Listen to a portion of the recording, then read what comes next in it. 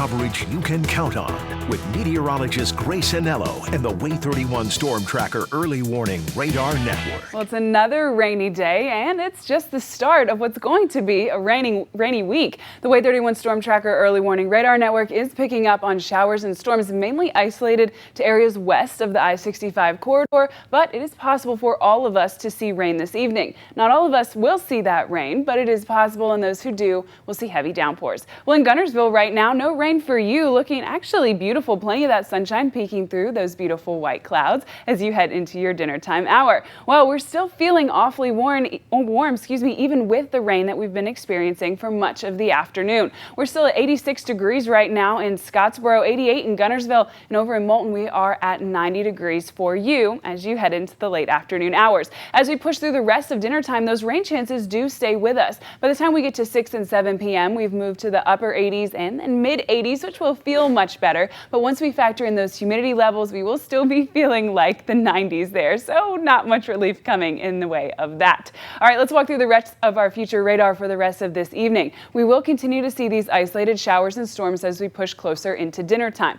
Then they become really more isolated than widespread in nature. And what I mean by that, it's not going to be widespread across the northern part of the state. There will be just 1 or 2, maybe 3 storms, but they will be heavy storms bringing lots of rain to that area. And that's what we can expect as we head to bed. We do have some sprinkles stay with us, then we can get to those bedtime hours, and then in the wee hours of the morning, those get on out of the way, but the cloud cover stays with us. So what will I be watching for the rest of tonight? Well, definitely that gusty wind and those heavy downpours. Will we reach 60-mile-an-hour winds today? Not quite, but we will see stronger wind than what we're used to. The flash flooding concern not as high as it was last night, but thanks to all of the rain that we saw this weekend, some ponding on roads is absolutely a concern. I'll continue to monitor all of these things for you.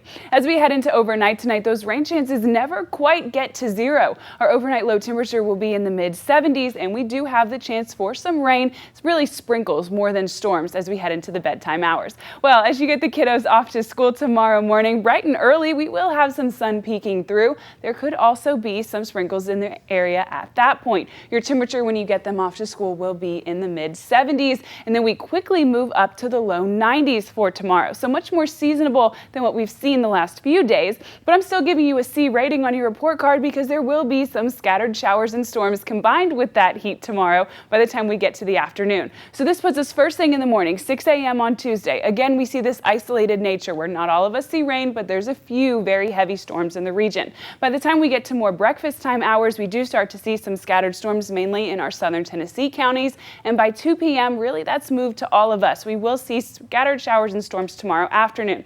A stronger organized band of storms comes to us by the time we get to dinner time, and then that gets on out of our way by the time we go to bed. So we will have more rain tomorrow, more than we saw today, as a matter of fact. That high temperature hangs out in the upper 90s on Tuesday, but then we rebound into the mid and upper 80s by the time we get to midweek. We do have more rain coming to the forecast Wednesday and Thursday.